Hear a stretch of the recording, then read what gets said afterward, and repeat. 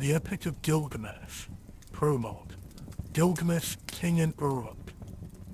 I will proclaim to the world the deeds of Gilgamesh. This was the man to whom all things were known. This was the king who knew the countries of the world. He was wise. He saw mysteries and knew secret things. He brought us a tale of the days before the flood. He went on a long journey, was weary, worn out with labor. Returning, he rested. He engraved on a stone the whole story. When the gods created Gilgamesh, they gave him a perfect body. Shamash, the glorious sun, endowed him with beauty. Hadad, the god of storm, endowed him with courage. The great gods made his beauty perfect, surpassing all others, terrifying like a great wild bull. 2/3 they made him god, and 1/3 man. In Uruk he built walls, a great rampart, and the temple of blessed Iana, for the god of the firmament, Anu, and for Ishtar, the goddess of love. Look at it still today. The outer wall where the cornice runs, it shines with the brilliance of copper. At the inner wall it has no equal. Touch the threshold, it is ancient. Approach Iana, the dwelling of Ishtar, our lady of love and war, and like which no latter-day king, no man alive can equal. Climb upon the wall of Uruk, walk along it, I say. Regard the foundation terrace and examine the masonry. Is it not bird's brick and good? The 7 sages laid the foundations. 1. The coming of Enkidu. Gilgamesh went abroad in the world, but he met with none who could withstand his arms, till he came to Uruk. But the men of Uruk muttered in their houses, Gilgamesh sells the toxin for his amusement. His arrogance has no bounds by day or night. No son is left with his father, for Gilgamesh takes them all, even the children. Yet the king should be a shepherd to his people. His lust leaves no virgin to her lover, neither the warrior's daughter nor the wife of the noble. Yet this is the shepherd of the city, wise, comely, and resolute. The gods heard their lament. The gods of heaven cried to the lord of Uruk, to Anu, the god of Uruk. A goddess made him, strong as a savage bull. None can withstand his arms. No son is left with his father, or Gilgamesh takes them all. And this is the king, the shepherd of his people? His lust leaves no virgin to her lover, neither the warrior's daughter nor the wife of the noble. When Anu heard their lamentation to the gods, cried to Aruru, the goddess of creation, You made him, O Aruru. Now create his equal. Let it be like him as his own reflection, his second self, stormy heart for stormy heart. Let them contend together and leave Uruk in quiet.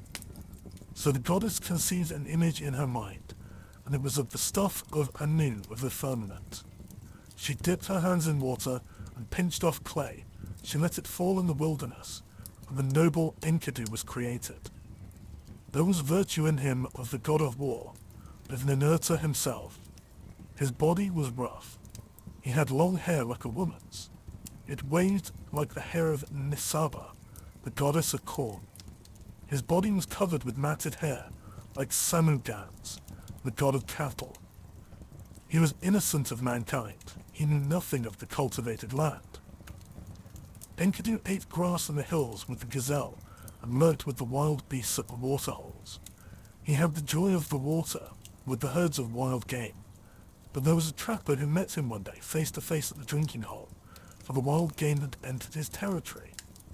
On 3 days he met him face to face, and the trapper was frozen in fear. He went back to his house with the game that he had caught, and he was dumb, benumbed with terror. His face was altered like that of one who has made a long journey. With awe in his heart he spoke to his father. Father, there is a man, unlike any other, who comes down from the hills. He is the strongest in the world. He is like an immortal from heaven. He ranges over the hills with the wild beasts and eats grass. The ranges through your land and comes down to the wells. I am afraid and dare not go near him. He fills the pits which I dig and tears up my traps I set for the game. He helps the beasts to escape, and now they slip through my fingers. His father opened his mouth and said to the trapper, My son, in Uruk lives Gilgamesh. No one has ever prevailed against him. He is as strong as a star from heaven. Go to Uruk, Find Gilgamesh, extol the strength of this wild man. Ask him to give you a harlot, a wanton from the temple of love. Return with her, and let her woman's power overpower this man. When next he comes down to drink at the wells, she will be there, stripped naked, and when he sees her beckoning, he will embrace her, and then the wild beasts will reject him. So the trapper set out on his journey to Uruk, and addressed himself to Gilgamesh, saying, "A man unlike any other is now roaming in the pastures. He is as strong as a star from heaven, and I am afraid to approach him. He helps the wild game to escape. He fills my pits and pulls up my traps." Gilgamesh said, "Trapper, take back with your harlot a child of pleasure.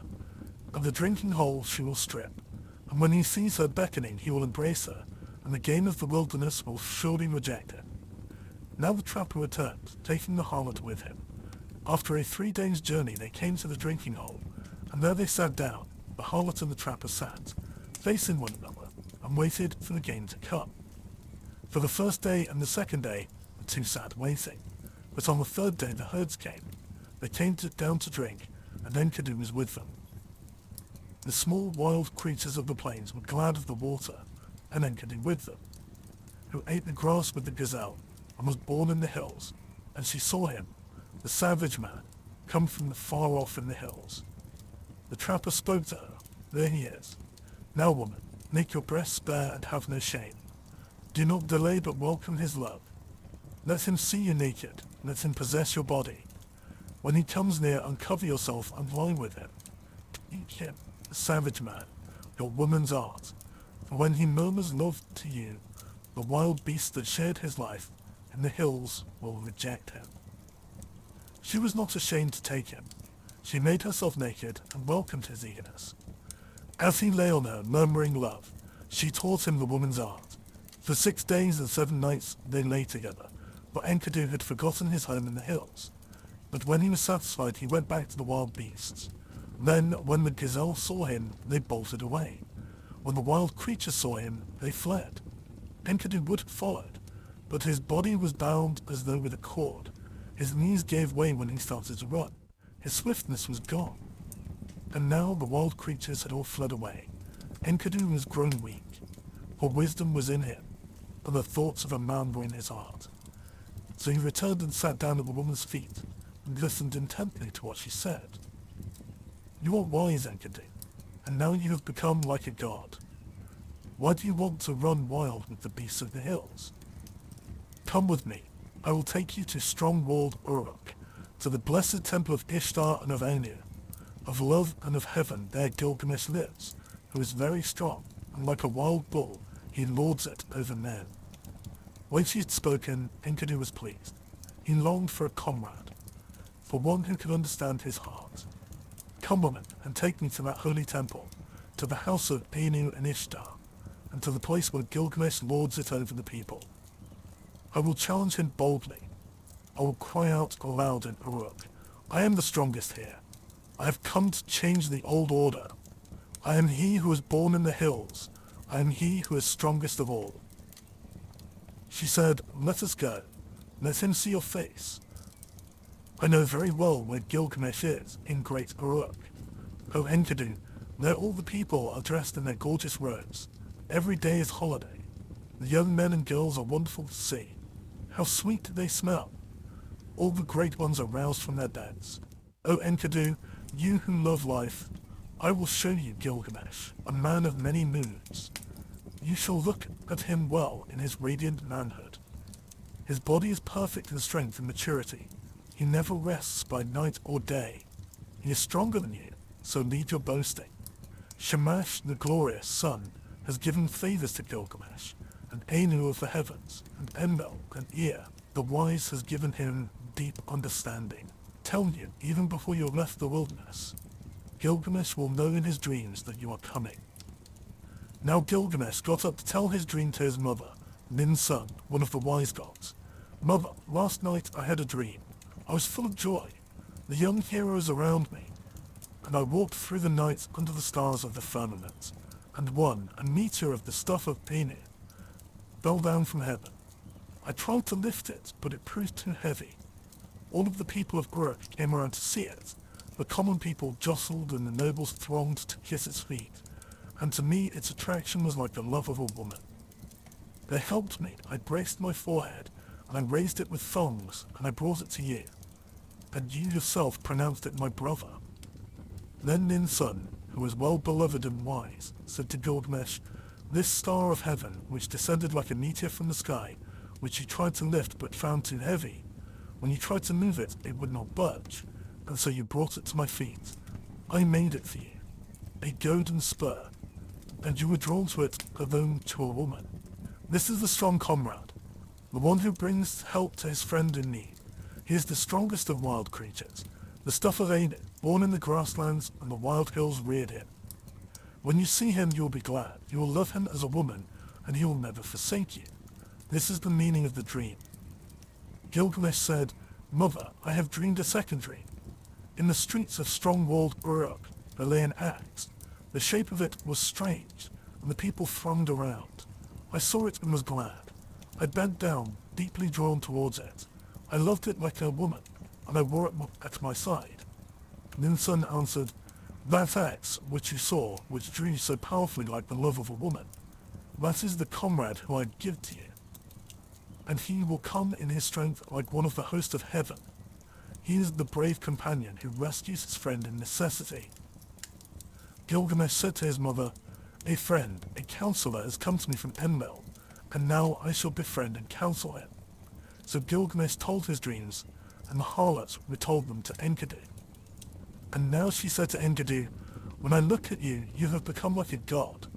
Why do you yearn to run wild again with the beasts in the hills? Get up from the ground, the dead of a shepherd."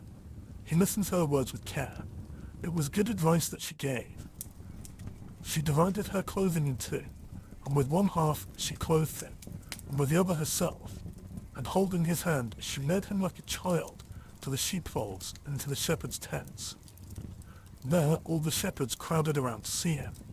They put down bread in front of him, but Enkidu could only suck the milk of wild animals. He fumbled and gaped, at a loss what to do or how he should eat the bread and drink the strong wine. Then the woman said, "Enkidu, eat bread, it is the stuff of life. Drink the wine, it is the custom of the land." So he ate till he was full and drank strong wine, 7 goblets. He became merry, his heart exulted, and his face shone. He rubbed down the matted hair of his body and anointed himself with oil. Enkidu had become a man, but when he had put on man's clothing, he appeared like a bridegroom. He took arms to hunt the lion, so that the shepherds could rest at night.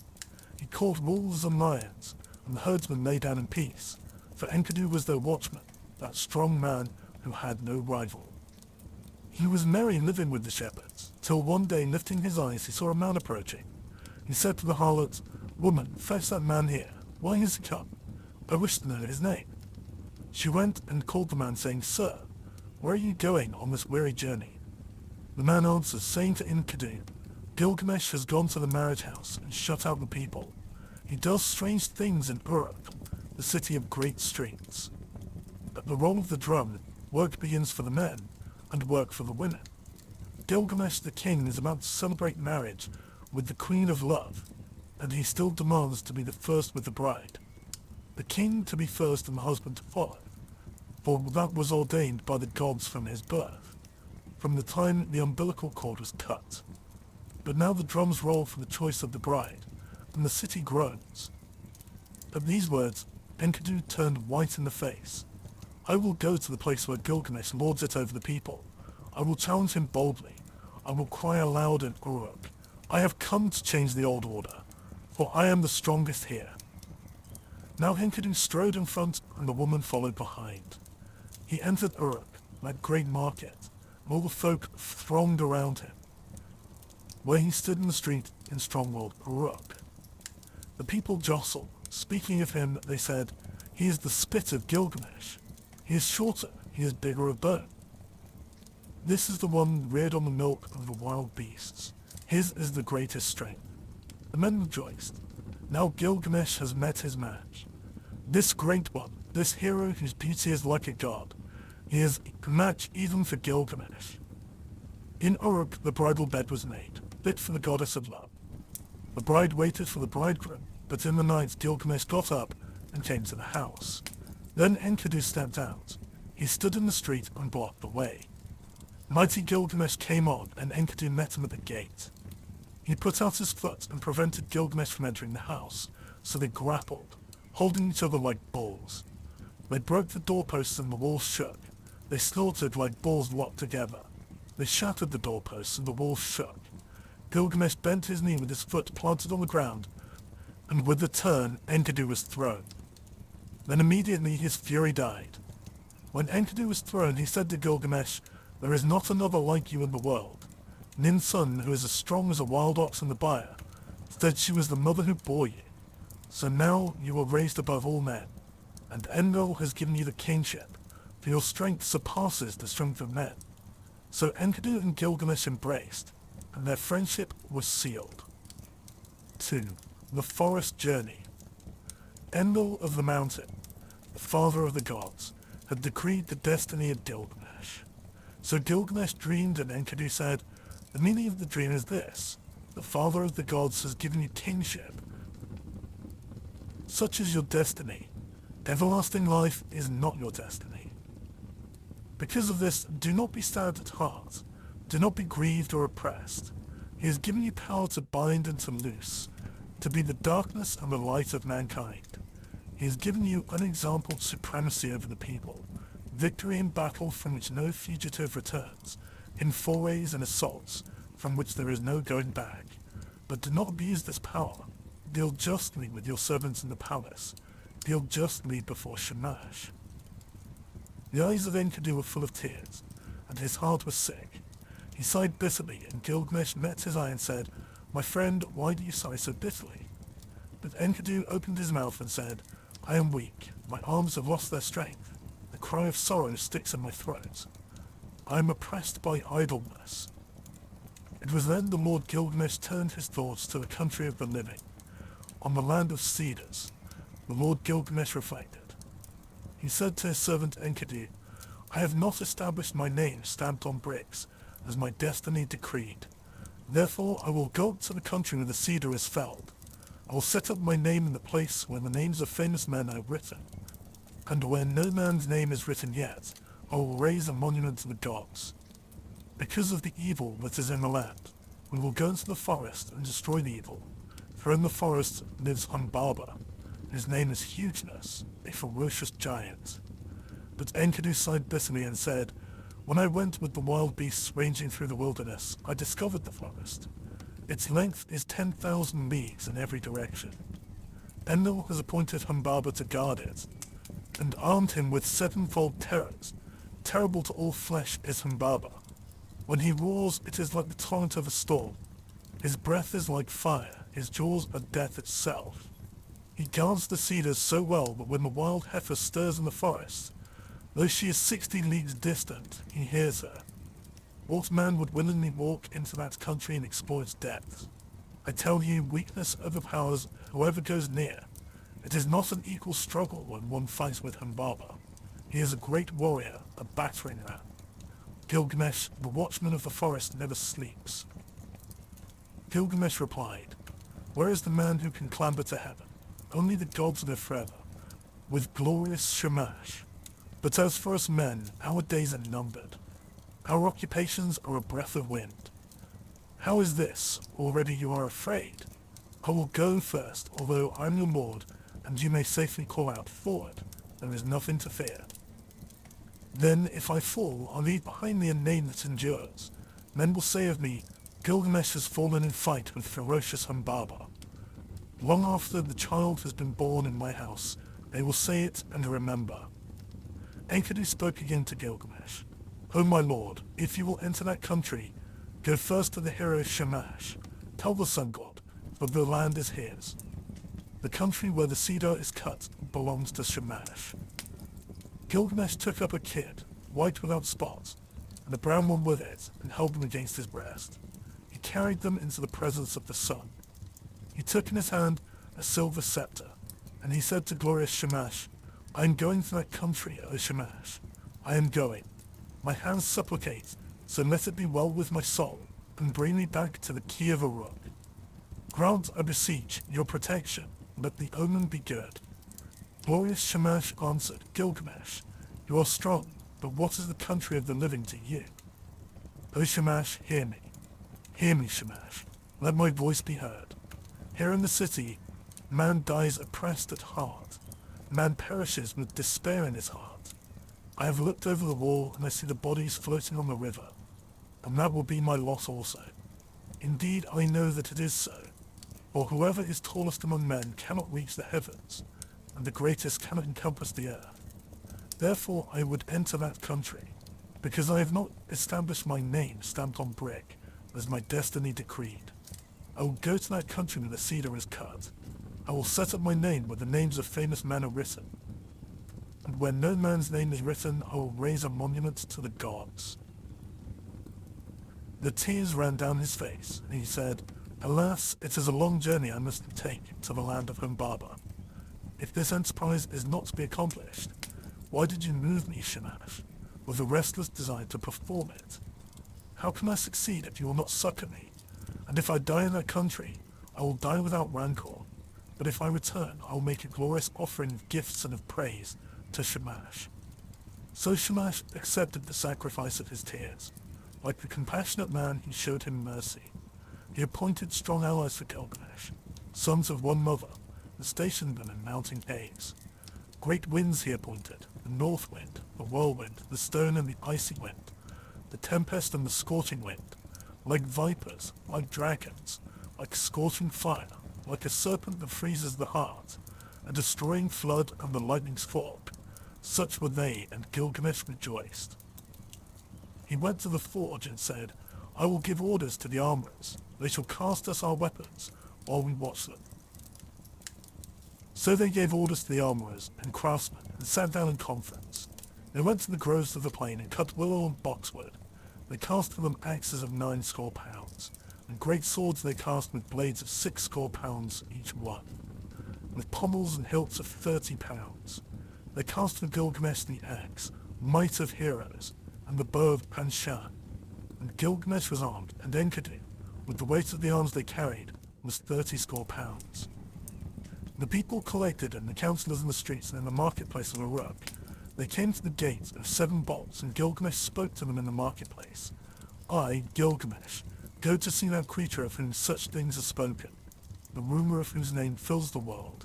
I will conquer him in his cedar wood, and show the strength of the sons of Uruk, and all the world shall know. I am committed to this enterprise, to climb the mountain, to cut down the cedar, to leave behind me an enduring name. The councillors of Uruk, the great market, answered him, Gilgamesh, you are young and your courage carries you far. You cannot know what this enterprise means which you have planned. We have heard that Humbaba is not like men who die. His weapons are such that none can stand against them. The forest stretches for 10,000 leagues in every direction. Who would willingly go down to explore its depths? As for Humbaba, when he roars, it is like the torrent of a storm. His breath is like fire, and his jaws are death itself. Why do you crave to do this thing, Gilgamesh? It is no equal struggle when one fights with Humbaba, that battering ram. When he heard these words of the councillors, Gilgamesh looked at his friend and laughed. How shall I answer them? Shall I say I am afraid of Humbaba? I will sit at home all the rest of my days? Then Gilgamesh opened his mouth again and said to Enkidu, My friend, let us go to the great palace, to Egalma, and stand before Ninsun the queen. Ninsun is wise with deep knowledge. She will give us counsel for the road that we must go. They took each other by the hand, and they went to Egalma. And they went to Ninsun the great queen.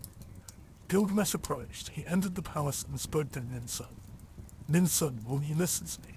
I have a long journey to go, to the land of Humbaba, and I must travel an unknown road and fight a strange battle. From the day I go until I return, till I reach the cedar forest and destroy the evil which Shamash abhors, pray for me to Shamash. Ninsun went into her room. She put on a dress becoming to her body.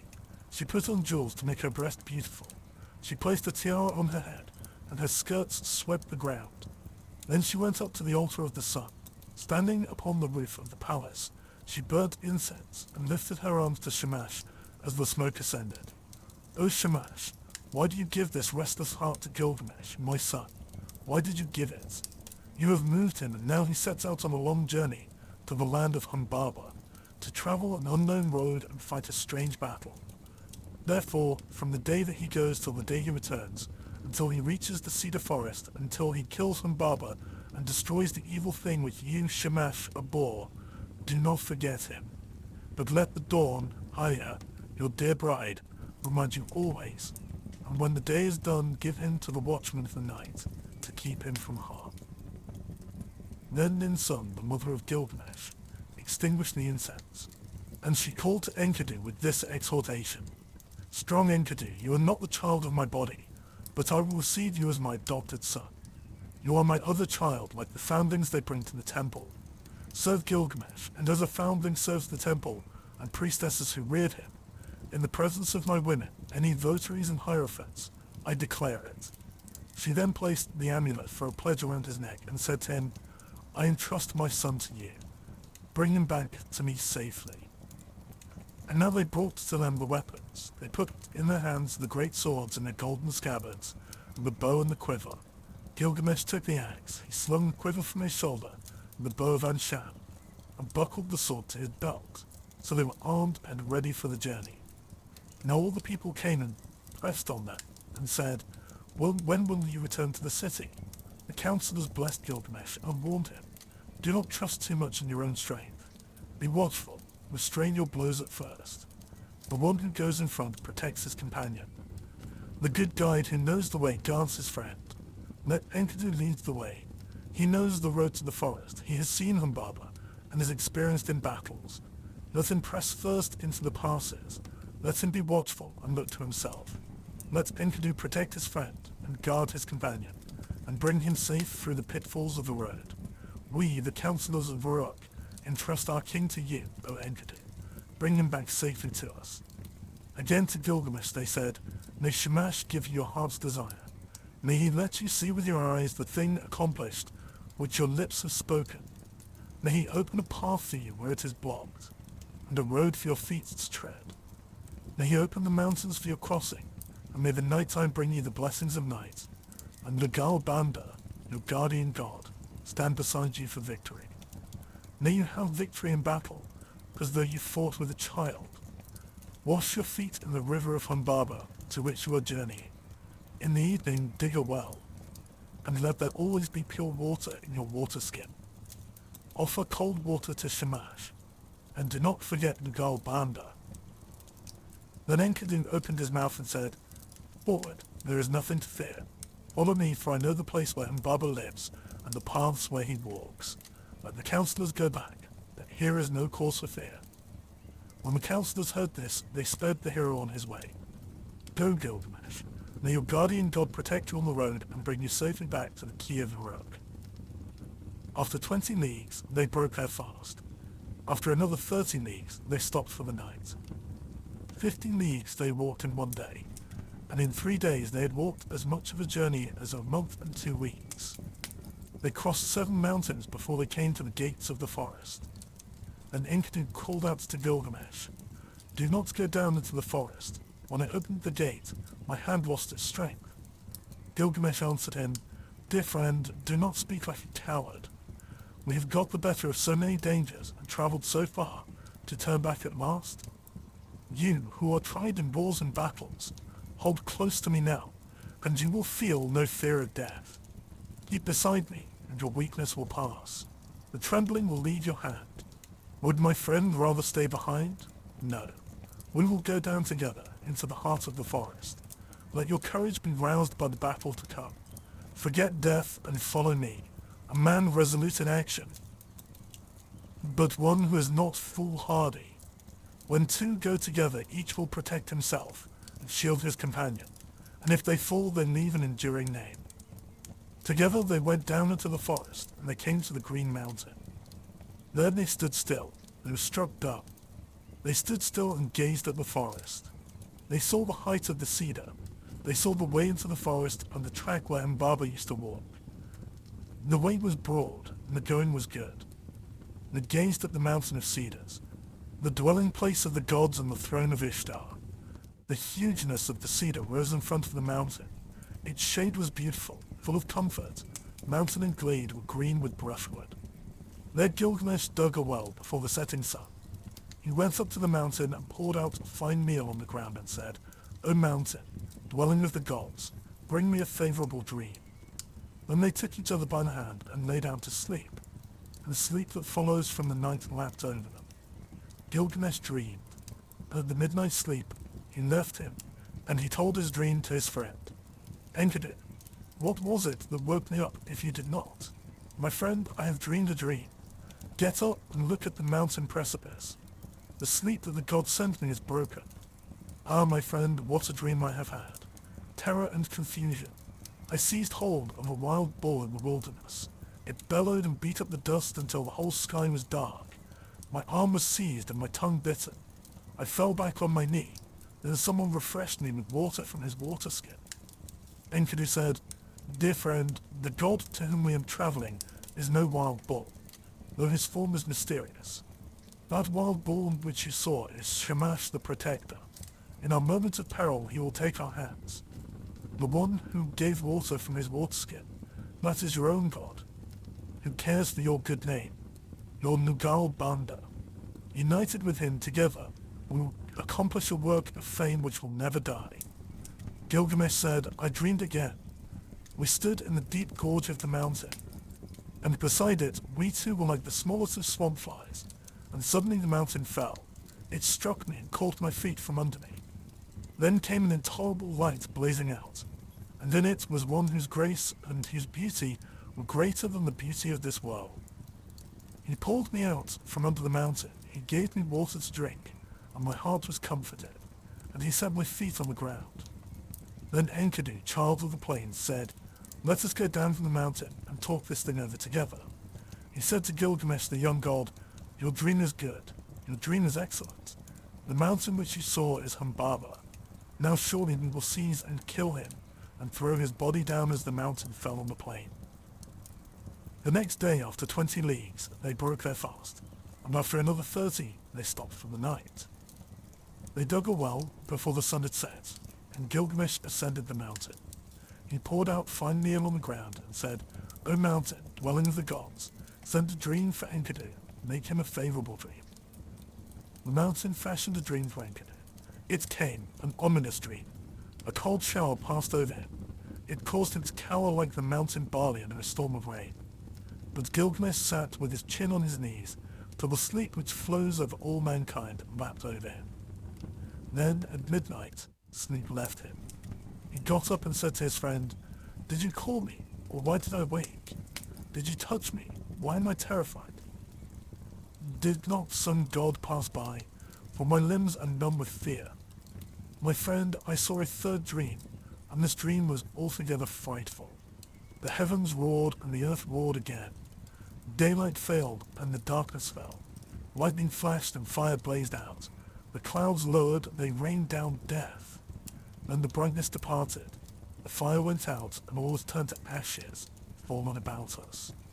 Let us go down from the mountain, and talk this over, and consider what we should do." When they had come down from the mountain, Gilgamesh seized the axe in his hand. He felled the cedar. When Humbaba heard the noise from far off, he was enraged. He cried out, "Who is this that has violated my woods and cut down my cedar?"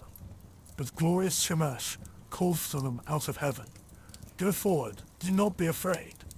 But now Gilgamesh was overcome with weakness, for sleep had seized him suddenly. A profound sleep held him.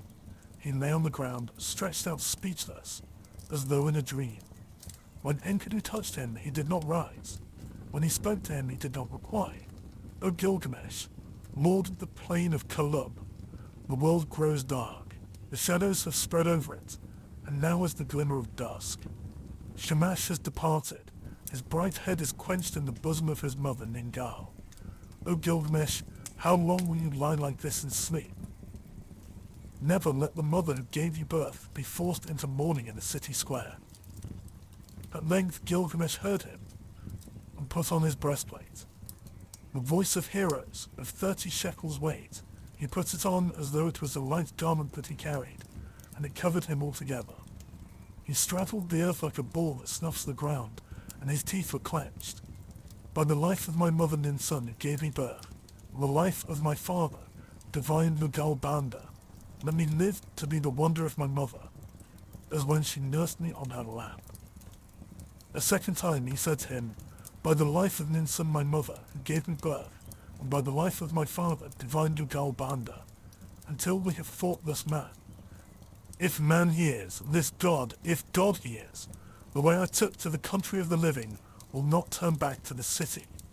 Then Enkidu, the faithful companion, pleaded, answering him, O my lord, you do not know this monster, and that is the reason that you are not afraid. I know him. I am terrified. His teeth are dragon's fangs. His countenance is like a lion. His charge is the rushing of the flood, and with his look he crushes alike the trees of the forest and the reeds of the swamp. O my lord, you may go on if you choose, into this land, but I will go back to the city. I will tell the lady your mother all your glorious deeds until she shouts for joy, and then I will tell the death that followed until she weeps for bitterness. But Gilgamesh said, Immolation and sacrifice are not yet for me. The boat of the dead shall not go down, nor the 3-ply cloth be cut for my shrouding. Not yet will my people be desolate, nor the pyre be lit in my house, and my dwelling burns on the fire. Today give me your aid, and you shall have mine. What then can go amiss with us two? All living creatures born of the flesh shall sit in the last boat of the west, and when it sinks, the boat of Maglium sinks, and they are gone. But we shall go forward and fix our eyes on the monster. If your heart is fearful, throw away fear. If there is terror in it, throw away terror. Take your axe in your hand and attack. He who leaves the fight unfinished is not at peace. Humbaba came out in his strong house of cedar. Then Enkidu called out, O Gilgamesh, remember your boasts and Uruk. Forward, attack, son of Uruk. There is nothing to fear. When he heard those words, his courage rallied. He answered, Make haste, close in. If the watchman is there, do not let him escape the woods, where he will vanish. He has put on the first of his 7 splendors, but not yet the other 6. Let us trap him before he is armed. Like a raging wild bull, he snuffed the ground. The watchman of the woods turned full of threatenings. He cried out. Humbaba came from his house of strong cedar. He nodded his head and shook it, menacing Gilgamesh, and on him he fastened his eye, the eye of death. Then Gilgamesh called out to Shamash, and his tears were flowing. O glorious Shamash, I have followed the roads you've commanded, but now if you send no succor, how shall I escape? Glorious Shamash heard his prayer, and he summoned the great wind, the north wind, the whirlwind, the storm, the icy wind, the tempest, and the scorching wind. They came like dragons, like a scorching fire, like a serpent that freezes the heart, a destroying flood, and a lightning spark. The 8 winds rose up against Humbaba. They beat against his eyes. He was gripped, unable to go forward or back. Gilgamesh shouted, By the life of Ninsun my mother, and the divine Lugal Banda my father, in the country of the living, in this land I have discovered your dwelling. My weak arms and my small weapons I have brought into this land against you, and now I will enter your house. And so he felled the first cedar. They cut the branches and laid them at the foot of the mountain. At the first stroke, Humbaba blazed out, but still they advanced. They felled 7 cedars and cut and bound branches, and laid them at the foot of the mountain. And 7 times Humbaba loosed his glory upon them. As the 7th blaze died out, they reached his lair. He slapped his thigh in scorn. He approached like a noble wild bull roped on the mountain, a warrior whose elbows are bound together. The tears started to his eyes and he was pale. Gilgamesh, let me speak. I have never known a mother nor father who reared me. I was born of the mountain, he reared me, and Enlil made me the keeper of this forest. Let me go free, Gilgamesh, and I will be your servant. You shall be my lord, and all the trees of the forest that I have tended on the mountain shall be yours. I will cut them down and build you a palace. He took him by the hand and led him to his house, so that the heart of Gilgamesh was moved with compassion. He swore by the heavenly life, by the earthly life, by the underworld itself, O Enkidu, should not the snared bird return to its nest? and the captive man return to his mother's arms? Enkidu answered, the strongest of men will fall to fate if he has no judgment. Namtar, the evil fate that knows no distinction between men, will devour him. If the snared bird returns to his nest, if the captive man returns to his mother's arms, then you, my friend, will never return to the city where the mother is waiting and gave you birth. He will bar the mountain road against you and make all the pathways impassable. And Baba said, Enkidu, what you have spoken is evil. You, a hireling, dependent for your bread. In envy and for fear of a rival you have spoken evil words. Enkidu said, do not listen, Gilgamesh. This Humbaba must die. Kill Humbaba first and his servants after. But Gilgamesh said, if we touch him, the blaze and the glory of the light will be put out in confusion. The glory and glamour will vanish. Its rays will be quenched. Enkidu said to Gilgamesh, not so, my friend. First entrap the bird. And where shall the chicks run then? Afterwards we can search out the glory and the glamour, when the chicks run distracted through the grass. Gilgamesh listened to the word of his companion. He took the axe in his hand, he drew the sword from his belt, and he struck Humbaba with the thrust of the sword to the neck. And Enkidu, his comrade, struck the second blow. At the third blow, Humbaba fell. Then there followed confusion, for this was the guardian of the forest, whom they had felled to the ground. For as far as 2 leagues the cedars shivered. When Enkidu felled the water of the forest, he at whose voice Hermon and Lebanon used to tremble. Now the mountains were moved and all the hills, for the guardian of the forest was killed. They attacked the cedars, the 7 splendors of Humbaba were extinguished. So they pressed on to the forest, bearing the sword of 8 talents. They uncovered the sacred dwellings of the Anunnaki. And while Gilgamesh felled the first of the trees of the forest, Enkidu cleared the roots as far as the banks of the Euphrates. They set Humbaba before the gods, before Enlil. They kissed the ground and dropped the shroud, and set the head before him. When he saw the head of Humbaba, Enlil raged at them. Why did you do this thing? From henceforth may the fire be on your faces. May it eat the bread that you eat, may it drink where you drink.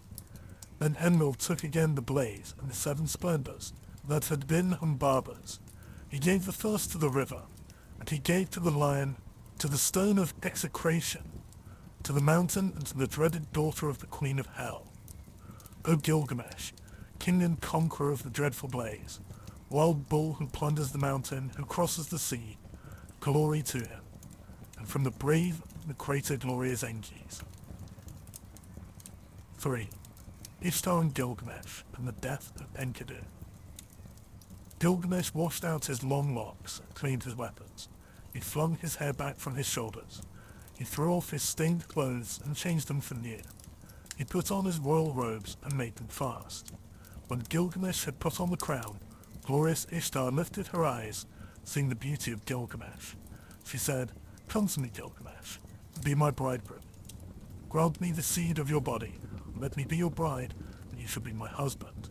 I will harness for you a chariot of lapis lazuli and of gold, and with wheels of gold and horns of copper, and you shall have mighty demons of the storm for draft mules. When you enter our house in the fragrance of cedarwood, threshold and throne will kiss your feet. Kings, rulers, and princes will bow down before you. They shall bring you tribute from the mountains and the plain. Your ewes shall drop twins, and your goats triplets. Your pack ass shall outrun mules. Your oxen shall have no rivals, and your chariot horses shall be famous far off for their swiftness. Gilgamesh opened his mouth, and glorious Ishtar, if I take you in marriage, what gifts can I give in return? What ointments and clothing for your body? I would gladly give you bread, and all sorts of food fit for a god. I would give you wine to drink, fit for a queen. I would pour out barley to stuff your granary. But as for making you my wife, that I will not. How would it go with me? Your lovers have found you like a brazier which smoulders in the cold, a back door which neither keeps out a squall of wind nor storm, a castle which crushes the garrison, pitch that blackens the bearer, a water skin that chafes the carrier, a stone which falls from the parapet, a battering ram turned back from the enemy, a sandal that trips the wearer. Which of your lovers did you ever love forever? What shepherd of yours has pleased you for all time? Listen to me while I tell the tale of your lovers. There was Tammuz, the lover of your youth. For him you decreed wailing, year after year. You loved the many-coloured roller, but still you struck and broke his wing. Now in the grove he sits and cries, Cappy, Cappy, my wing, my wing. You have loved the lion, tremendous in strength. 7 pits you dug for him, and 7. You loved the magnificent stallion in battle, and for him you decreed the whip and spur and a thong, to gallop 7 leagues by force and to muddy the water before he drinks. And for his mother, similarly, lamentations. You have loved the shepherd of the flock. He made meal cake for you day after day. He killed kids for your sake. You struck and turned him into a wolf. Now his own herd boys chase him away. His own hounds worry his flanks. And did you not love Ishalanu, the gardener of your father's palm grove? He brought you baskets filled with dates without end. Every day he loaded your table. And you turned your eyes on him and said, Dearest Ishalanu, come here, let's enjoy your manhood. Come forward and take me, I am yours. Ishalanu answered, What are you asking from me? My mother has baked and I have eaten.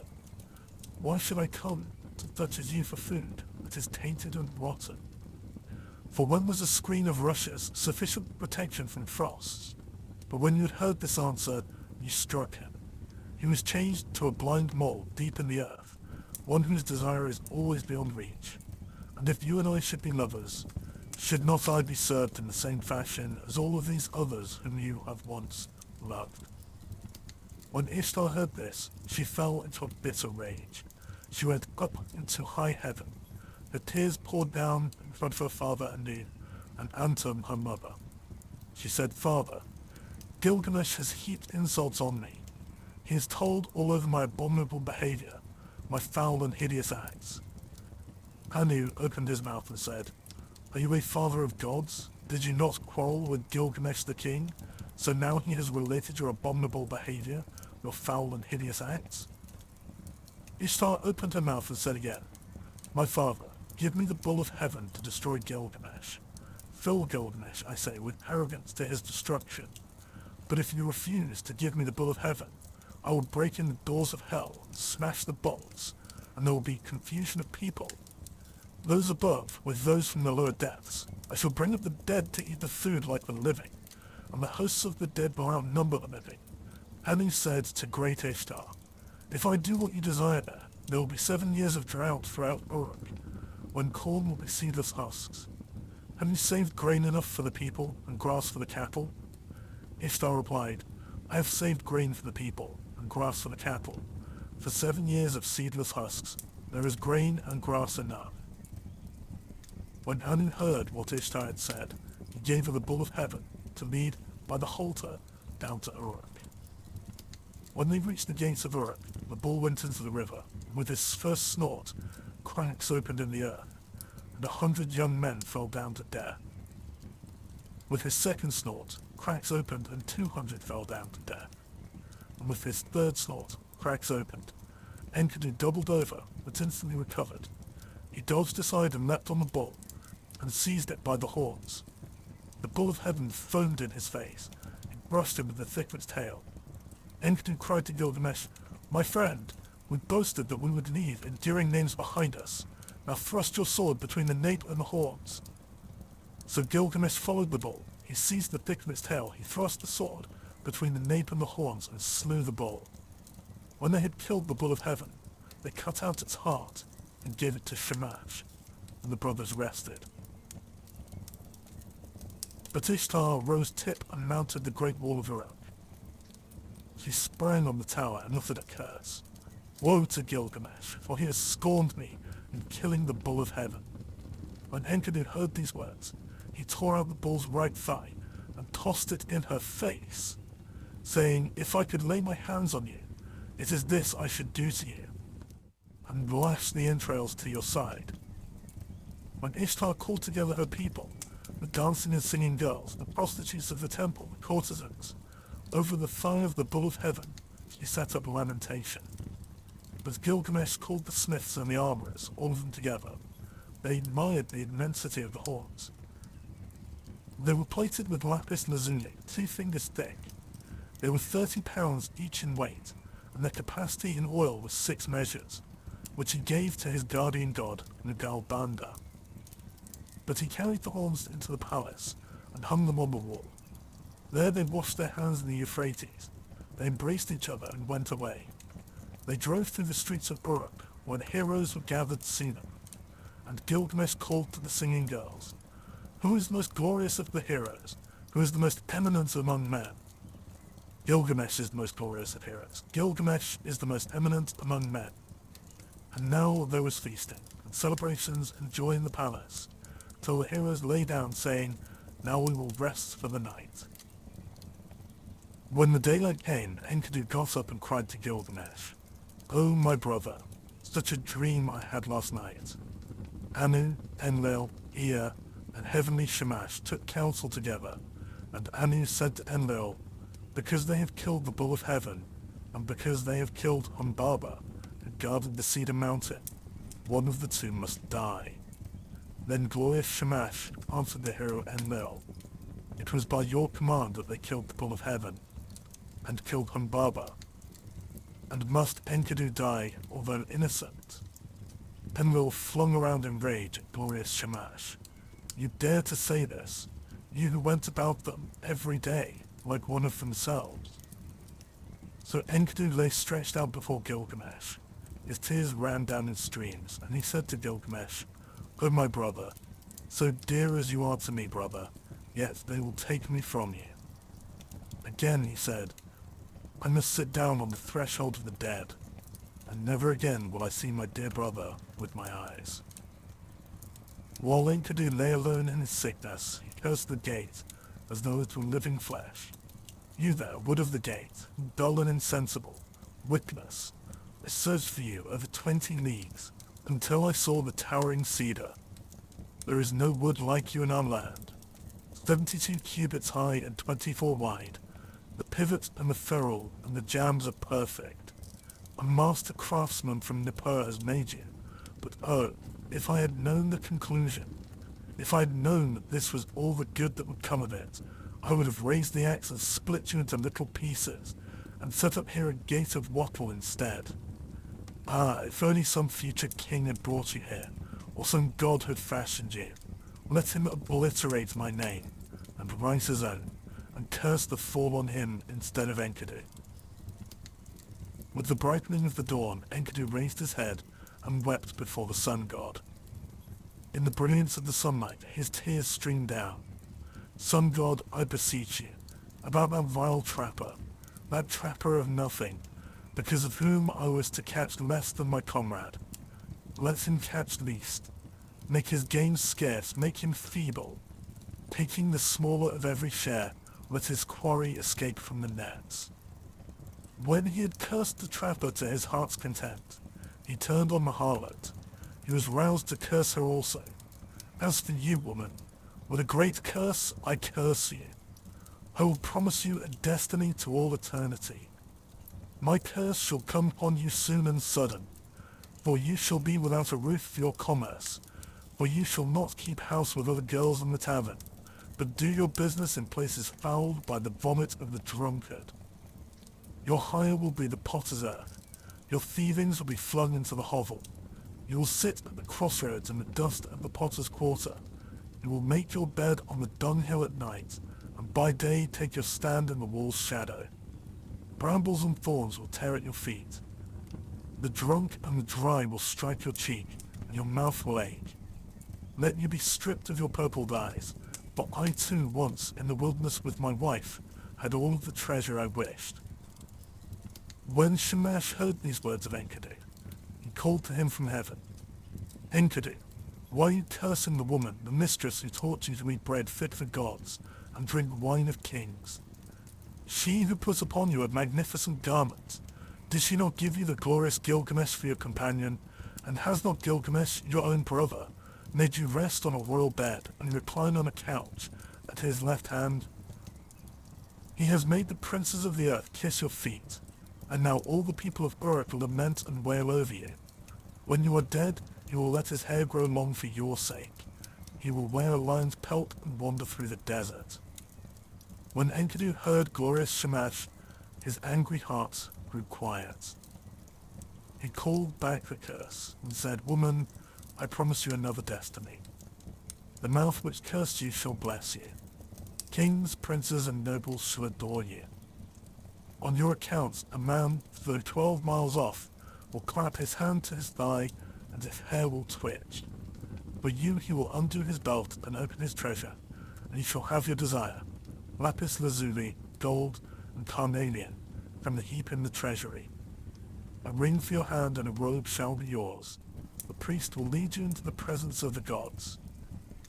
On your account, a wife, a mother of 7, was forsaken.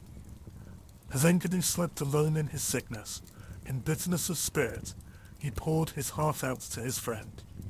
It was I who cut down the cedar, who leveled the forest, who slew Humbaba, and now see what has become of me. Listen, my friend, this is the dream I dreamed last night. The heavens roared and the earth rumbled back in answer. Between them stood I before an awful being, a somber-faced man-bird. He had directed me on his purpose. His was a vampire face, his foot was a lion's foot, and his hand was an eagle's talon. He fell on me, and his claws were in my hair. He held me fast, and I smothered.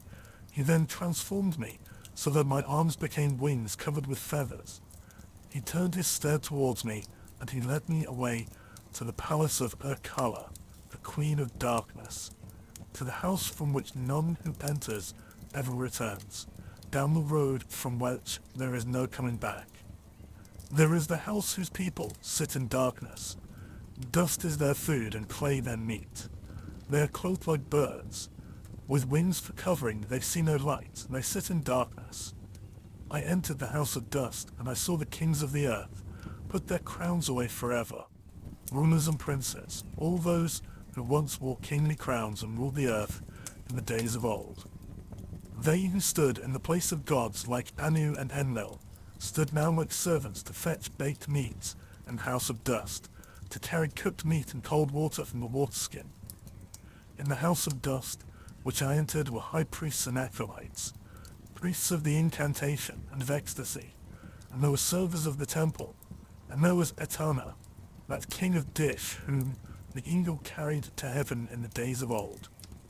I also saw Samukuan, god of cattle, and there was Ereshkigal, the queen of the underworld, and Bethit Sheri squatted in front of her, she who is recorder of the gods and keeps the book of death. She held a tablet from which she read. She raised her head as she saw me and spoke. "Who has brought this one here?" Then I awoke like a man drained of blood who wanders alone in a waste of rashes, like one whom the bailiff has seized and his heart pounds with terror. Gilgamesh peeled off his clothes as he listened to his words and wept quick tears. Gilgamesh listened and his tears flowed. He opened his mouth and spoke to Enkidu. "Who is there in strong-walled Uruk who has wisdom like this? Strange things have been spoken. Why does your heart speak so strangely? The dream was marvelous, but the terror was great. We must treasure the dream, whatever the terror, for the dream has shown that misery comes at last to the healthy man, and the end of life is sorrow." And Gilgamesh lamented. "Now I will pray to the great gods, for my friend had an ominous dream." This day on which Enkidu dreamed came to an end, and he lay stricken with sickness. One whole day he lay on his bed, and his suffering increased. He said to Gilgamesh, the friend on whose account he had left the wilderness, "Once I ran for you, for the water of life, and now I have nothing." A second day he lay on his bed, and Gilgamesh watched over him, but the sickness increased. A third day he lay on his bed. He called out to Gilgamesh, rousing him up. Now he was weak, and his eyes were blind with weeping. 10 days he lay, and his suffering increased. 11 and 12 days he lay on his bed of pain. Then he called to Gilgamesh, "My friend, the great goddess cursed me, and I must die in shame. I shall not die like a man fallen in battle. I feared to fall, but happy is the man who falls in battle, for I must die in shame. And Gilgamesh wept over Enkidu. With the first light of dawn, he raised his voice and said to the councillors of Uruk, "Hear me, great ones of Uruk. I weep for Enkidu, my friend. Bitterly moaning like a woman mourning, I weep for my brother. O Enkidu, my brother, you are the axe at my side, my hand's strength, the sword in my belt, the shield before me, a glorious robe, my fairest ornament. An evil fate has robbed me. The wild ass and the gazelle were father and mother, all long-tailed creatures that nourished you, weep for you. All the wild things of the plain and pastures, the paths that you loved in the forest of cedars, night and day murmur. Let the great ones of strong-walled Uruk weep for you. Let the finger of blessing be stretched out in mourning. Enkidu, young brother, hark, there is an echo through all the country, like a mother mourning. Weep all the paths where we walked together. And the beasts we hunted, the bear and the hyena, the tiger and panther, the leopard and lion, the stag and the ibex, the bull and the doe, the river along whose banks we used to walk, weeps for you. Ula of Elam and dear Euphrates, where once we drew water for waterskins. The mountains we climbed when we slew the watchman, weeps for you. The warriors of strong-walled Uruk, where the bull of heaven was killed, weep for you. All the people of Eridu, weep for you, Enkidu. Those who brought grain for your eating mourn for you now. Who rubbed oil on your back mourn for you now. Who poured beer for your drinking mourn for you now. The harlots who anointed you with fragrant ointment laments for you now. The women of the palace who brought you a wife, a chosen ring of good advice, lament for you now. And the young men, your brothers, as though they were women, go long-haired in mourning. What is this sleep which holds you now? You are lost in the dark and cannot hear me. He touched his heart, but it did not beat, nor did he lift his eyes again. When Gilgamesh touched his heart, it did not beat. So Gilgamesh laid a veil, as one veils a bride, over his friend. He began to rage like a lion, like a lioness robbed of her whelps. This way and that he paced around the bed. He tore out his hair and strewed it about. He dragged off his splendid robes and flung them down as if they were abominations. In the first light of dawn, Gilgamesh cried out, "I made you rest on a royal bed. You reclined on a couch at my left hand, and the princes of the earth kissed your feet. I will cause all of the people of Uruk to weep over you, and raise the dirge of the dead. The joyful people will stoop with sorrow, and when you have gone to the earth, I will let my hair grow long for your sake. I will wander through the wilderness in the skin of a lion." The next day also, in the first light, Gilgamesh lamented. 7 days and 7 nights he wept for Enkidu, until the worm fastened on him. Only then he gave him up to the earth, for the Anunnaki, the judges, had seized him. Then Gilgamesh issued a proclamation throughout the land. He summoned them all, the coppersmiths, the goldsmiths, the stoneworkers, and commanded them, "Make a statue of my friend." The statue was fashioned with a great weight of lapis lazuli for the breast, and of gold for the body. A table of hardwood was set out, and on it a bowl of carnelian filled with honey, and a bowl of lapis lazuli filled with butter. He exposed and offered to the sun, weeping as he went away. 4. The search for everlasting life. Bitterly Gilgamesh wept for his friend Enkidu. He wandered over the wilderness as a hunter. He roamed over the plains. In his bitterness he cried, "How can I rest? How can I be at peace? Despair is in my heart. What my brother is now, I shall be when I am dead. Because I am afraid of death, I will go as best I can to find Utnapishtim, whom they call the Faraway, for he has entered the assemblies of the gods." So Gilgamesh travelled over the wilderness. He wandered over grasslands on a long journey, in search of Utnapishtim, whom the gods took after the deluge, and they set him to live in the land of Dilmun, in the garden of the sun, and to him alone of men they gave everlasting life. At night when he came to the mountain passes, Gilgamesh prayed. In these mountain passes long ago I saw lions. I was afraid. I lifted my eyes to the moon. I prayed. And my prayers went up to the gods. So now, O moon, God sin, protect me. When he had prayed, he lay down to sleep, until he was awoken out of a dream. He saw the lions round him glorifying in life. And he took his axe in his hand. He drew his sword from his belt, and he fell upon them like an arrow from the string, and struck and destroyed and scattered them. So at length Gilgamesh came to Marshu, the grey mountains about which he had heard many things, which guard the rising and the setting sun. Its twin peaks are as high as the wall of heaven, and its paps reach down into the underworld. At its gates scorpions stand guard, half man, half dragon. Their glory is terrifying. Their stares strike death into men, and shimmering halos sweep the mountains that guard the rising sun. When Gilgamesh saw them, he shielded his eyes for the length of a moment only. Then he took courage and approached.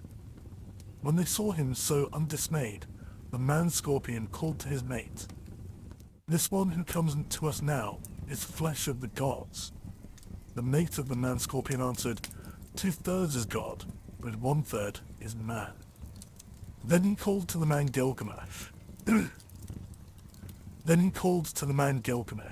He called to the child of the gods. Why have you come so great a journey? For what have you travelled so far, crossing dangerous waters? Tell me the reason for your coming. Gilgamesh answered, for Enkidu. I loved him dearly. Together we endured all kinds of hardships. On his account, I have come, for the common lot of man has taken him. I have wept for him day and night. I would not give up his body for burial. I thought my friend would come back because of my weeping. Since he went, my life is nothing. That is why I have travelled here, in search of Utnapishtim, my father, for men say he has entered the assembly of the gods, and has found everlasting life. I have a desire to question him concerning the living and the dead. The man-scorpion opened his mouth and said, speaking to Gilgamesh, no man born of woman has done what you have asked. No mortal man has gone to the mountain. The length of it is 12 leagues of darkness. In it there is no light, but the heart is oppressed with darkness. From the rising of the sun to the setting of the sun, there is no light. Gilgamesh said, although I should go in sorrow and in pain, with sighing and with weeping, still I must go. Open the gate of the mountain. And the man-scorpion said, go, Gilgamesh. I permit you to pass through the mountain of Marshu, and through the high ranges may your feet carry you safely home. The gate of the mountain is open. When Gilgamesh heard this, he did as the man-scorpion had said. He followed the sun's road to his rising, through the mountain. When he had gone 1 league, the darkness became thick around him, but there was no light. He could see nothing ahead and nothing behind him. After 2 leagues, the darkness was thick, and there was no light. He could see nothing ahead and nothing behind him. After 3 leagues, the darkness was thick, and there was no light. He could see nothing ahead and nothing behind him. After 4 leagues, the darkness was thick, and there was no light. He could see nothing ahead and nothing behind him. At the end of 5 leagues, the darkness was thick, and there was no light. He could see nothing ahead and nothing behind him. At the end of 6 leagues, the darkness was thick, and there was no light. He could see nothing ahead and nothing behind him. When he had gone 7 leagues, the darkness was thick, and there was no light. He could see nothing ahead and nothing behind him. When he had gone 8 leagues, Gilgamesh gave a great cry, for the darkness was thick, and he could see nothing ahead and nothing behind him. After 9 leagues, he felt the north wind on his face, but the darkness was thick, and there was no light. He could see nothing ahead and nothing behind him. After 10 leagues, the end was near. After 11 leagues, the dawn light appeared. At the end of 12 leagues, the sun streamed out. There was the garden of the gods. All round him stood bushes bearing gems. Seeing it, he went down at once, for there was fruit of carnelian with the vine hanging from it, beautiful to look at. Lapis lazuli leaves hung thick with fruit, sweet to see. But thorns and thistles there were hematite and rare stones, agates and pearls from out of the sea. While Gilgamesh walked in the garden by the edge of the sea, Shamash saw him, and he saw that he was dressed in the skins of animals and ate their flesh. He was distressed, and he spoke and said, "No mortal man has gone this way before, nor will, as long as the winds drive over the sea." And to Gilgamesh he said, "You will never find the life for which you are searching." Gilgamesh said to glorious Shamash, "Now that I have toiled and strayed so far over the wilderness, am I to sleep and let the earth cover my head forever? Let my eyes see the sun until they are dazzled with looking. Although I am no better than a dead man, still let me see the light of the sun." Beside the sea she lives, the woman of the vine, the maker of wine.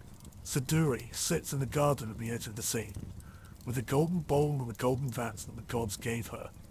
She is covered with a veil, and where she sits, she sees Gilgamesh coming towards her, wearing skins, the flesh of the gods in his body, but despair in his heart. His face like the face of one who has made a long journey.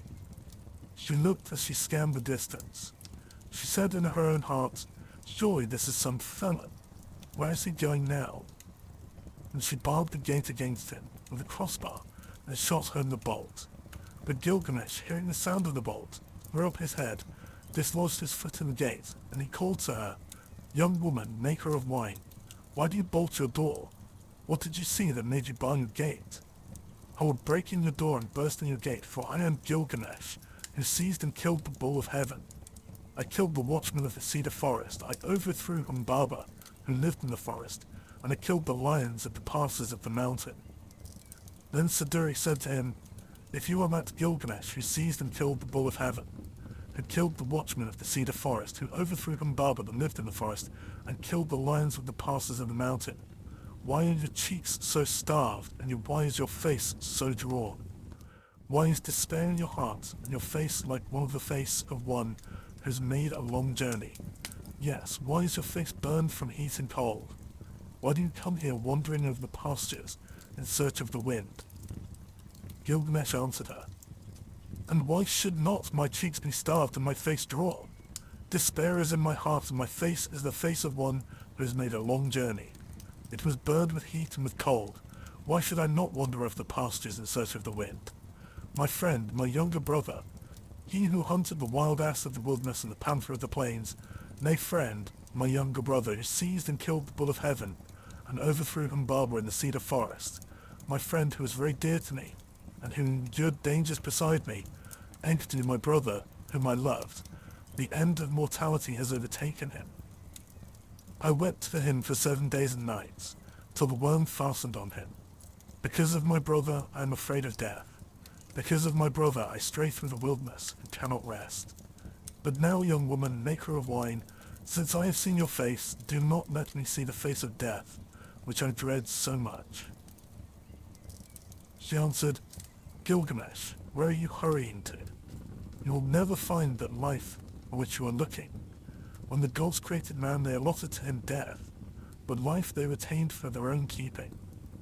As for you, Gilgamesh, fill your belly with good things, day and night and day. Dance and be merry, feast and rejoice. Let your clothes be fresh, bathe yourself in water, cherish the little child that holds your hand, and make your wife happy in your embrace. This too is the lot of man." But Gilgamesh said to Siduri, the young woman, "How can I be silent? How can I rest, when Enkidu, whom I love, is dust, and I too shall die and be laid in the earth? You live by the seashore, and look into the heart of it, young woman. Tell me now, which is the way to Utnapishtim, the son of Bubaratutu? What directions are there for passage? Give me directions. I will cross the ocean if it's possible. If it is not, I will wander still farther in the wilderness." The winemaker said to him, "Gilgamesh, there is no crossing the ocean.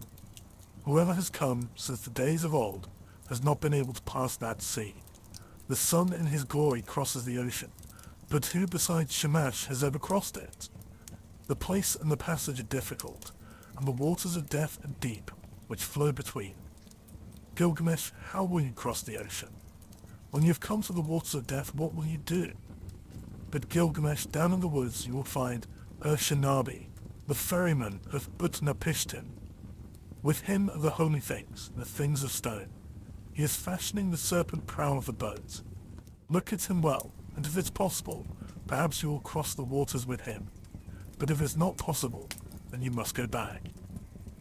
When Gilgamesh heard this, he was seized with anger. He took his axe in his hand, his dagger from his belt. He crept forward, and he fell on them like a javelin. Then he went into the forest and sat down. Urshanabi saw the dagger flash and heard the axe, and he beat his head, but Gilgamesh had shattered the tackle of the boat in his rage. Urshanabi said to him, "Tell me, what is your name?" "I am Urshanabi, the ferryman of Utnapishtim, the far away." He replied to him, "Gilgamesh is my name. I am from Uruk, from the house of Anu." Then Urshanabi said to him, "Why are your cheeks so starved and your face drawn? Why is despair in your heart, and your face like the face of one who has made a long journey? Yes, why is your face burned with heat and with cold? And why do you come here wandering over the pastures in search of the wind?" Gilgamesh said to him, "Why should my cheeks not be starved, and my face drawn? Despair is in my heart, and my face is the face of the one who has made a long journey. I was burned with heat and cold. Why should I not wander over the pastures? My friend, my younger brother, who seized and killed the bull of heaven, and overthrew Humbaba in the cedar forest, my friend who was very dear to me, who endured dangers beside me, Enkidu, my brother whom I loved, the end of mortality has overtaken him. I wept for him for 7 days and nights, until the worm fastened on him. Because of my brother, I am afraid of death. Because of my brother, I stray through the wilderness. His fate lies heavy upon me. How can I be silent? How can I rest? He is dust, and I too shall die, and be laid in the earth forever. I am afraid of death. Therefore, Urshanabi, tell me, which is the road to Utnapishtim? If it is possible, I will cross the waters of death. If not, I will wander still farther through the wilderness." Urshanabi said to him, "Gilgamesh, your own hands have prevented you from crossing the ocean. When you destroyed the tackle of the boat, you destroyed its safety." Then the two of them talked it over, and Gilgamesh said, "Why are you so angry with me, Urshanabi? For you yourself cross the sea by day and night. All of the seasons you cross it. Gilgamesh, those things you destroyed, their property is to carry me over the water, to prevent the waters of death from touching me. It was for that reason that I preserved them, but you have destroyed them, and the burning snakes with them. But now go into the forest, Gilgamesh, with your axe cut poles, 120, cut them 60 cubits long, paint them with bitumen, set them on furrows, and bring them back." When Gilgamesh heard this, he went into the forest. He cut poles 120, he cut them 60 cubits long, and he painted them with bitumen. He set them on furrows, and he brought them to Urshanabi. Then they boarded the boat, Gilgamesh and Urshanabi together, launching it out on the waves of the ocean. 3 days they ran on it, as were a journey of a month and 15 days, and at last Urshanabi brought the boats to the waters of death. Then Urshanabi said to Gilgamesh, "Press on, take a long pole and thrust it in, but do not let your hands touch the waters. Gilgamesh, take a second pole, take a third, take a fourth pole. Now Gilgamesh, take a fifth, take a sixth and seventh pole. Gilgamesh, take an eighth and a ninth and a 10th pole. Gilgamesh, take an 11th, take a 12th pole." After 120 thrusts, Gilgamesh had used the last pole. Then he stripped himself, held his arms up for a mast, and cut his covering for a sail, so that Urshanabi the ferryman brought Gilgamesh to Utnapishtim, whom they call the Far Away, who lives in Dilmun at the place of the sun's transit, eastward of the mountain. To him alone of men the gods had given everlasting life. Now Utnapishtim, where he lay at ease, looked into the distance, and he said in his heart, musing to himself, "Why does the boat sail here without tackle and mast? Why are the sacred stones destroyed, and why does the master not sail the boat? The man who comes is none of mine. Where I look, I see a man whose body is covered with the skins of beasts. Who is this who walks up the shore, behind Urshanabi? For surely he is no man of mine." So Utnapishtim looked at him and said, "What is your name, you who come here wearing the skins of beasts, with your cheeks starved and your face drawn? Where are you hurrying to now? For what reason have you made this great journey, crossing the seas whose passage is difficult? Tell me the reason for your coming."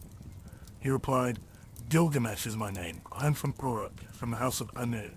Then Utnapishtim said to him, "If you are Gilgamesh, why are your cheeks so starved and your face drawn? Why is despair in your heart and your face like the face of one who has made a long journey? Yes, why is your face burned with heat and cold? Why do you come here wandering over the wilderness in search of the wind?" Gilgamesh said to him, "Why should my cheeks not be starved and my face drawn? Despair is in my heart, and my face is the face of one who has made a long journey. It was burned with heat and cold. Why should I not wander over the pastures? My friend, my younger brother, who seized and killed the bull of heaven, and overthrew Lumbaba in the cedar forest, my friend who was very dear to me, and endured dangers beside me, Enkidu, my brother whom I love, the end of mortality has overtaken him. I wept for 7 days and nights until the worm fastened on him. Because of my brother, I am afraid of death. Because of my brother, I stray through the wilderness. His fate lies heavy upon me. How can I be silent? How can I rest? He is dust, and I shall die also, and be laid in the earth forever." Again Gilgamesh said, speaking to Utnapishtim, "It is to see Utnapishtim, whom we call the Far Away, that I have come on this journey. For this I have wandered the whole world. I have crossed many difficult ranges. I have crossed the seas. I have wearied myself with traveling. My joints are aching. I have lost acquaintance with sleep, which is sweet. My clothes were worn out before I came to a house of Siduri. I have killed the bear, the hyena, the lion and the panther, the tiger, the stag, the ibex, all sorts of wild game, and the small creatures of the pastures. I ate their flesh and wore their skin, and that is how I came to the gate of the young woman, the maker of wine, who barred her gate of pitch and bitumen against me. But from her I had news of the journey. So I came to Ushanabi, the ferryman, and with him I crossed over the waters of death. O Father Utnapishtim, you who have entered the assembly of the gods, I wish to question you concerning the living and the dead. How shall I find the life for which I am searching?"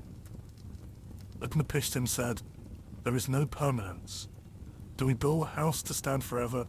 Do we seal a contract to hold for all time? Do brothers divide an inheritance to keep forever? Does the flood time of rivers endure? It is only the nymph of the dragonfly who sheds her larva and sees the sun in his glory. From the days of old there is no permanence. The sleeping and the dead, how alike they are painted with death. What is there between the master and the servant when both have fulfilled their doom? When the Anunnaki, the judges, come together, and Manethan, the mother of destinies, together they decree the fates of men. Life and death they allot, but the day of death they do not disclose." Then Gilgamesh said to Utnapishtim the Far Away, "I look at you now, Utnapishtim, and your appearance is no different than mine. There is nothing strange in your features. I thought I should find you like a hero prepared for battle, but here you are taking ease on your back. Tell me truly, how was it that you came to enter the company of the gods, and to possess everlasting life?" Utnapishtim said to Gilgamesh, "I will reveal to you a mystery. I will tell you a secret of the gods." 5. The story of the flood. You know the city Shuruppak, and it stands on the banks of the Euphrates? That city grew old, and the gods that were in it were old. There was Anu, lord of the firmament, their father, and warrior Enlil, their counselor, and Inerta the helper, and Enugi, the watcher of the canals, and also with them was Ea. In those days the world teemed, the people multiplied, and the world bellowed like a wild bull. And the great god was aroused by the clamour. Enlil heard the clamour, and he said to the gods in the council, "The uproar of mankind is intolerable, and sleep is no longer possible by reason of the babel." So the gods agreed to exterminate mankind. Enlil did this, but Ea, because of his oath, warned me in a dream. He whispered their words to my house of reeds. Reed house, O wall. Hearken, reed house. Wall reflect, O man of Shuruppak, son of Nubar Tutu. Tear down your house and build a boat. Abandon possessions and look for life. Despise worldly goods and save your soul alive. Tear down your house, I say, and build a boat. These are the measurements of the bark. As you shall build her. Let hex beam equal her length. Let her deck be roofed like the vault that covers the abyss. Then take up to the boat the seed of all living creatures. When I had understood, I said to my lord, Behold, what you have commanded I will honor and perform. But how shall I answer the people, the city, the elders? Then Ea opened his mouth and said to me, his servant, Tell them this. I have learned that Enlil is wrathful against me. I dare no longer walk in his land nor live in his city. I will go down to the gulf to dwell with Ea my lord. But on you he will rain down abundance, rare fish and shy wildfowl, and a rich harvest tide. In the evening the rider of the storm will bring you wheat in torrents. In the first light of dawn all my household gathered around me. The children brought pitch and the men whatever was necessary. On the 5th day I laid the keel and the ribs, and then I made fast the planking. The ground space was 1 acre. Each side of the deck measured 120 cubits, making a square. I built 6 decks below, 7 in all. I divided them into 9 sections, with bulkheads between. I drove in wedges when needed. I saw to the punt poles and laid in supplies. The carriers brought oil in baskets. I poured pitch into the furnace, and asphalt and oil. More oil was consumed in the caulking, and again the master of the boats took into his stores. I slaughtered bullocks for the people, and every day I killed sheep. I gave to the shipwrights wine to drink, although it were river water, raw wine and red wine and oil and white wine. There was feasting as then, as there is at the time of the New Year's festival. I anointed my head. On the 7th day, the boat was complete. Then was the launching, full of difficulty. There was a shifting of ballast above and below, until 2/3 was submerged. I loaded into her all that I had, of gold and of living things, my family, my kin, the beasts of the field, both wild and tame, all the craftsmen. I sent them on board, for the time that Shamash had ordained was already fulfilled. When he said, In the evening, when the rider of the storm sends down the destroying rain, enter the boat and batten her down. The time was fulfilled, the evening came. The rider of the storm sent down the rain. I looked out at the weather, and it was terrible. So I too boarded the boat and battened her down. All was now complete, the battening and caulking. So I handed the tiller to Pazur Amuri, the steersman, with the navigation and the care of the whole boat. With the first light of dawn, a black cloud came upon the horizon. It thundered within where Dad, lord of the storm, was rising. In front of the hill and plain, Shalat and Hanish, heralds of the storm, led on. Then the gods of the abyss rose up. Nogal pulled out the dams of the netherwaters. Ninurta, the warlord, threw down the dikes, and the 7 judges of hell, the Anunnaki, raised their torches, lighting the land with their livid flame. A stupor of despair went up to heaven, and where the god of the storm turned the daylight to darkness, when he smashed the land like a cup. 1 whole day the tempest raged, gathering fury as it went. It poured over the people, like the tides of battle. A man could not see his brother, nor could the people be seen from heaven. Even the gods were terrified at the flood. They fled to the highest heaven, the firmament of Anu. They crouched against the walls, cowering like curs. Then Ishtar, the sweet-voiced queen of heaven, cried out like a woman in travail. Alas, the days of old are turned to dust, because I commanded evil. Why did I command thus evil, in council of all the gods? I commanded wars to destroy the people, but they are not my people, for I brought them forth. Now like the spawn of fish they float in the ocean. The great gods of heaven and hell wept. They covered their mouths. For 6 days and 6 nights the wind blew. Torrent and tempest and flood overwhelmed the world. Tempest and flood raged together like warring hosts. When the 7th day dawned, the storm from the south subsided, and the sea grew calm, and the flood was stilled. I looked into the face of the world, and there was silence. All mankind was turned to clay. The surface of the sea stretched flat as a rooftop. I opened a hatch, and light fell on my face. Then I bowed low, I sat down, and I wept. The tears streamed down my face, for on every side was the waste of water. I looked for land in vain. But 14 leagues distant there appeared a mountain, and there the boat grounded. On the mountain of Nicaea the boat held fast. She held fast but did not budge. One day she held, the second day on the mountain of Nicaea she held fast and did not budge. A third day and a fourth day she held fast on the mountain and did not budge. A fifth day, a sixth day she held fast on the mountain. When the seventh day dawned, I loosed the dove and let her go. She flew away, but finding no resting place, she returned. Then I loosed the swallow, and she flew away, but finding no resting place, she returned. I loosed a raven. She saw that the waters had retreated. She ate and flew around, she cawed, and she did not come back. Then I threw everything open to the four winds. I made a sacrifice, and poured out a libation on the mountain top. 7 and again 7 cauldrons I set up on their stands. I heaped up wood like cane and cedar and myrtle. When the gods smelled the sweet savor, they gathered like flies over the sacrifice. Then at last Ishtar also came. She lifted her necklace with the jewels of heaven, the ones Anu had made to please her. O you gods are present, by the lapis lazuli around my neck. I shall remember these days as I remember the jewels of my throat. These last days I shall not forget. Let all the gods gather round the sacrifice, except Enlil. He shall not approach this offering. For without reflection, he brought the flood. He consigned my people to destruction.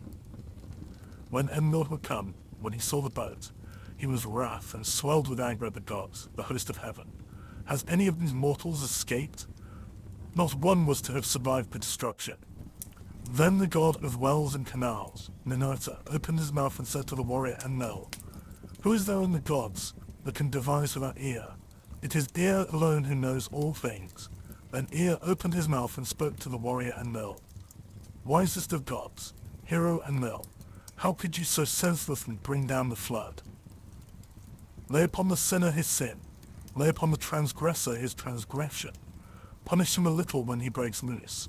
Do not drive him too hard, or he perishes. Would that a lion had ravaged mankind, rather than the flood. Would that a wolf had ravaged mankind, rather than the flood. Would that a famine had wasted the world, rather than the flood. Would that pestilence had wasted mankind, rather than the flood. It was not I that revealed the secrets of the gods. The wise man learned it in a dream. Now take your counsel, and what shall be done with him?" Then Enlil went up to the boat. He took me by the hand, and my wife made us enter the boat and kneel down on either side, he standing between us. He touched our foreheads to bless us, saying, "In time past, Utnapishtim was a mortal man. Henceforth he and his wife shall live in the distance at the mouth of the rivers. Thus it was the gods took me and placed me here to live in the distance at the mouth of the rivers." 6. The Return. Utnapishtim said, "As for you, Gilgamesh, who will assemble the gods for your sake, so that you may find a life for which you are searching? But if you wish, come and put it to the test. Only prevail against sleep for 6 days and 7 nights." But while Gilgamesh sat there resting on his haunches, a mist of sleep, like soft wool teased from the fleece, drifted over him. And Utnapishtim said to his wife, "Look at him now, the strong man who would have everlasting life. Even now the mists of sleep are drifting over him." His wife replied, "Touch the man to wake him, so that he may return to his own land in peace, going back through the gate by which he came." Utnapishtim said to his wife, "All men are deceivers. Even you he will attempt to deceive. Therefore bake loaves of bread, each day 1 loaf, and put it beside his head, and make a mark on the wall for the number of days that he has slept." So she baked loaves of bread, each day 1 loaf, and put it beside his head, and she marked on the wall the days that he had slept. And there came a day when the first loaf was hard, the second loaf was like leather, the third was soggy, the crust of the fourth had mold, and the fifth was mildewed, the sixth was fresh, and the seventh was still on the embers. Then Utnapishtim touched him and he woke. Gilgamesh said to Utnapishtim the faraway, "I hardly slept when you touched and roused me." But Utnapishtim said, "Count these loaves and learn how many days that you slept.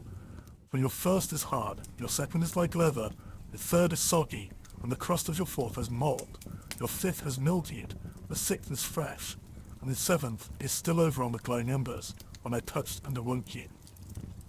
Gilgamesh said, "What shall I do, O Utnapishtim? Where shall I go? Already the thief in the night has hold of my limbs. Death inhabits my room. Wherever my foot rests, there I find death." Then Utnapishtim spoke to Ishnabi the ferryman. "Woe to you, Ishnabi! Now and forevermore you have become hateful to this harborage. It is not for you, nor for you are the crossings of the sea. Go now, banished from the shore. But this man before whom you have walked, bringing him here, whose body is covered with foulness and the grace of whose limb has been spoiled by wild skins, take him to the washing place. There he shall wash his long hair clean, as snow in the water. He shall then throw off his skins, and let the sea carry them away, and the beauty of his body shall be shown. The fillet on his forehead shall be renewed, and he shall be given clothes to cover his nakedness. Till he reaches his own city and his journey is accomplished, these clothes will show no sign of age, they will wear like a new garment." So Urshanabi took Gilgamesh and led him to the washing place. He washed his long hair as clean as snow in the water. He threw off his skins which the sea carried away, and he showed the beauty of his body. He renewed the fillets on his head, and to cover his nakedness gave him clothes which would show no sign of age, but would wear like a new garment until he reached his own city, and his journey was accomplished. Then Gilgamesh and Urshanabi launched the boat onto the water and boarded it, and they made ready to sail away. But the wife of Utnapishtim, the faraway, said to him, "Gilgamesh came here wearied out. He is worn out. What will you give to him to carry back to his own country?" So Utnapishtim spoke, and Gilgamesh took a pole and brought the boat to the bank. "Gilgamesh, you came here a man wearied out. You have worn yourself out. What shall I give you to carry back to your own country?" "Gilgamesh, I shall reveal a secret thing. It is a mystery of the gods, and I am telling you. But there is a plant that grows under the water. It has a prickle like a thorn, or like a rose. It will wound your hands, but if you succeed in taking it, then your hands will hold that which restores lost youth to a man." When Gilgamesh heard this, he opened the sluices so that sweet water current might carry him out to the deepest channel. He tied heavy stones to his feet, and they dragged him down to the waterbed. There he saw the plants growing. Although it pricked him, he took it in his hands, and he cut the heavy stones from his feet, and the sea carried him and threw him on the shore. Gilgamesh said to Urshanabi the ferryman, "Come here and see this marvelous plant. By its virtue a man may win back all his former strength. I will take it to Uruk of the strong walls, and there I will give it to old men to eat. Its name shall be, the old men are young again. And at last I shall eat it myself and have back all of my lost youth." So Gilgamesh returned by the gate through which he had come. Gilgamesh and Urshanabi went together. They travelled their 20 leagues, then they broke their fast. After 30 leagues, they stopped for the night. Gilgamesh saw a well of cool water, and he went down and bathed. But deep in the pool there was lying a serpent, and the serpent sensed the sweetness of the flower. It rose out of the water and snatched it away, and immediately sloughed off its skin and returned to the well. Then Gilgamesh sat down and wept. Tears ran down his face, and he took the hand of Urshanabi. "O Urshanabi, was it for this that I toiled with my hands? Is it for this that I have run out my heart's blood? For on myself I have gained nothing, for the beast of the earth has joy of it now. Already the stream has carried it 20 leagues back to the channels where I found it. I found a sign, and now I have lost it. Let us leave the boat on the bank and go." After 20 leagues they broke their fast. After 30 leagues they stopped for the night. In 3 days they had walked as much as a journey of a month and 15 days. When the journey was accomplished, they arrived at Uruk, the strong-walled city. Gilgamesh spoke to him, to Urshanabi the ferryman. "Urshanabi, climb up onto the wall of Uruk, inspect its foundation terrace, examine well the brickwork, see if it is not of burnt bricks. And did not the 7 wise men lay the foundations? 1/3 of the whole is city, 1/3 is garden, and 1/3 is field, with the precinct of the goddess Ishtar. These parts and the precinct are all Uruk." This too was the work of Gilgamesh the king, who knew the countries of the world. He was wise, he saw mysteries and knew secret things. He brought us the tale of the days before the flood, and he went on a long journey, was weary, worn out with labor, and returning engraved on a stone the whole story. 7. The death of Gilgamesh. The destiny was fulfilled, which the father of the gods, Enlil, of the mountain, had decreed for Gilgamesh. In nether earth the darkness will show him a light. Of mankind all that are known, none will leave a monument for generations to come to compare with his. The heroes, the wise men, like the new moon have their waxing and waning. Men will say, who has ever ruled with might and power like him? As in the dark month, the month of shadows, so without him there is no light. O Gilgamesh, this was the meaning of your dream. You were given the kingship, such was your destiny. Everlasting life was not your destiny. Because of this, do not be sad at heart. Do not be grieved or oppressed. He has given you power to bind and to loose, to be the darkness and the light of mankind. He has given unexampled supremacy over the people, victory in battle from which no fugitive returns, in forays and assaults from which there is no going back. But do not abuse this power. Deal justly with your servants in your palace. Deal justly before the face of the sun. The king has laid himself down and will not rise again. The Lord of Kalub will not rise again. He overcame evil, he will not come again. Though he was strong of arm, he will not rise again. He had wisdom and a comely face, he will not come again. He has gone into the mountain, he will not come again. On the bed of fate he lies, he will not rise again. From the couch of many colours, he will not come again. The people of the city, great and small, are not silent. They lift up the lament. All men of flesh and blood lift up the lament. Fate has spoken. Like a hooked fish, he lies stretched on the bed, like a gazelle that is caught up in a noose. Inhuman Namtar is heavy upon him. Namtar that has neither hand nor foot, that drinks no water and eats no meat. For Gilgamesh, son of Ninsun, they weighed out their offerings, his dear wife, his son, his concubine, his musicians, his jester, and all his household, his servants, his stewards, all those who lived in the palace, weighed out their offerings for Gilgamesh, the son of Ninsun, the heart of Uruk. They weighed out their offerings to Ereshkigal, the queen of death, to all the gods of the dead, to Namtar, who is fate. They weighed out the offering. Bread for Nade, the keeper of the gate. Bread for Ningizda, the god of the serpent, the lord of the tree of life. For Dumuzi, also the young shepherd. For Enki and Ninki. For Endukuga and Nindukuga. For Emnol and Nimnol, all the ancestral gods, the forebears of Enlil. A feast for Shulpe, the god of feasting. For Samukwan, the god of the herds. For the mother, Ninhursag, and the gods of creation in the place of creation. For the host of heaven, priestesses, weighed out the offering of the dead. Gilgamesh, the son of Ninsun, lies in the tomb. At the place of offerings he weighed the bread offering. At the place of libation he poured out the wine. In those days the lord Gilgamesh departed, the son of Ninsun, the king, peerless, without an equal among men, who did not neglect Enlil his master. O Gilgamesh, lord of Kalub, great is thy praise.